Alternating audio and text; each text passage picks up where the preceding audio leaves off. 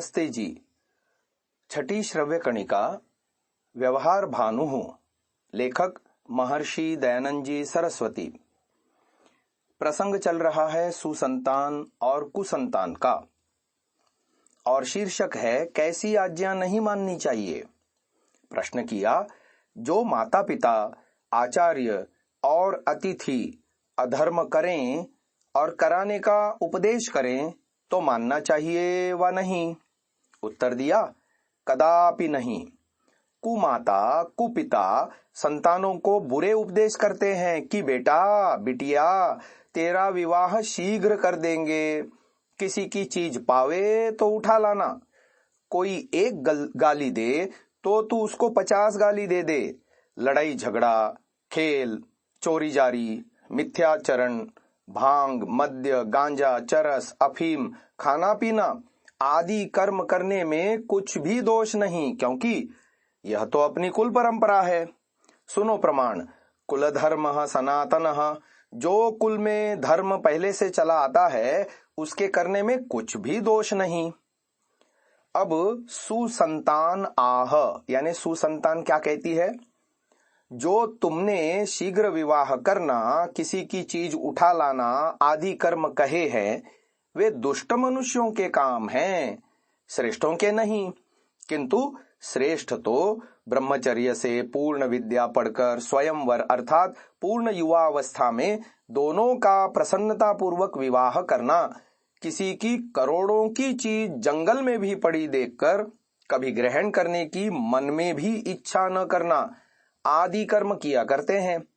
जो जो तुम्हारे उत्तम कर्म और उपदेश हैं उनको तो हम ग्रहण करते हैं, अन्य को नहीं। परंतु तुम कैसे ही हो, हमको तन मन धन से तुम्हारी सेवा करना परम धर्म है, क्योंकि जैसे तुमने बाल्यावस्था में हमारी सेवा की है वैसे तुम्हारी सेवा हम क्यों न करें।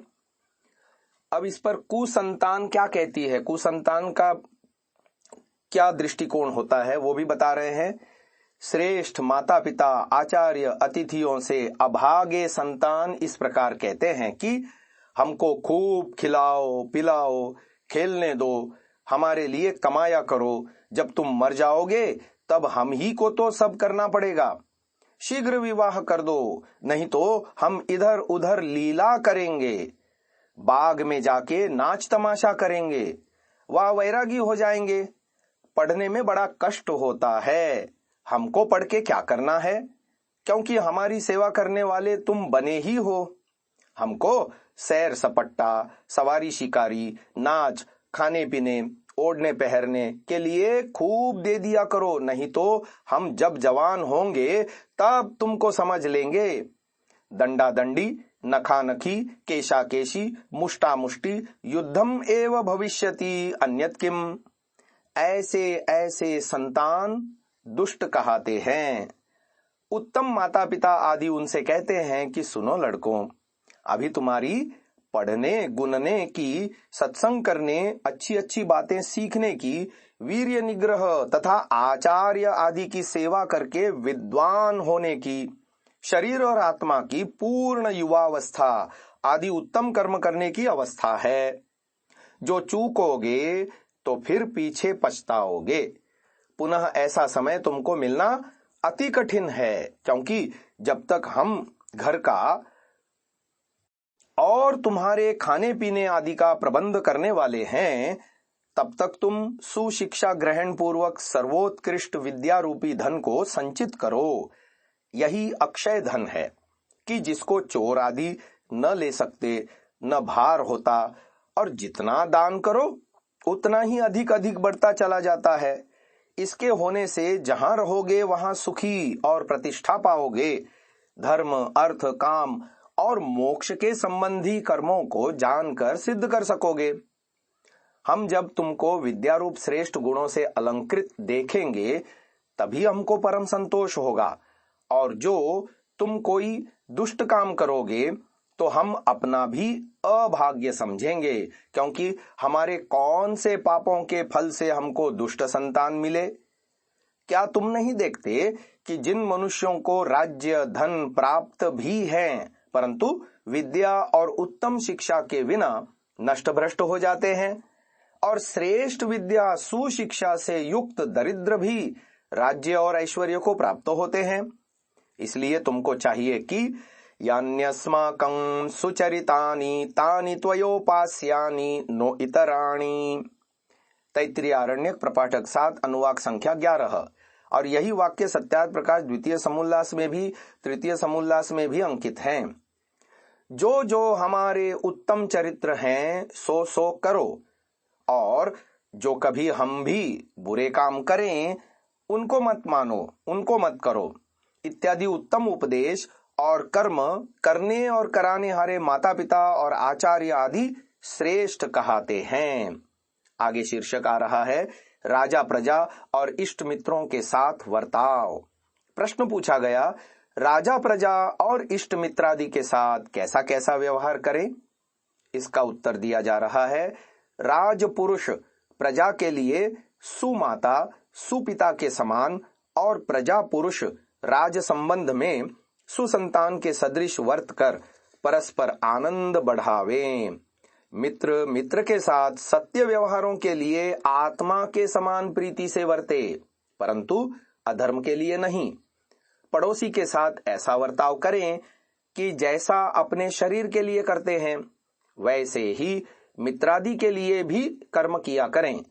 स्वामी सेवक के साथ ऐसा वर्तें कि जैसे अपना हस्त पादादि अंगों की रक्षा के लिए वर्तते हैं। सेवक स्वामियों के लिए ऐसे वर्तें कि जैसे अन्न जल वस्त्र और घर आदि शरीर की रक्षा के लिए होते हैं। आगे शीर्षक आ रहा है कन्याओं के विद्याध्ययन और ब्रह्मचर्य का विधान। प्रश्न किया, ब्रह्मचर्य के क्या क्या नियम हैं? उत्तर दिया, कम से कम 25 वर्ष पर्यंत पुरुष और 16 वर्ष पर्यंत कन्या को ब्रह्मचर्य सेवन अवश्य करना चाहिए, और 48वें वर्ष से अधिक पुरुष और 24वें वर्ष से अधिक कन्या ब्रह्मचर्य का सेवन न करे, किंतु इसके उपरांत गृहाश्रम का समय है। अब तुलना करनी चाहिए सत्यार्थ प्रकाश तीसरे समोल्लास में तथा संस्कार विधि वेदारंभ संस्कार में, जो आर्य समाज शताब्दी संस्करण की पृष्ठ संख्या 122-123 है, देख करके हम यही बात वहां पर भी अंकित है।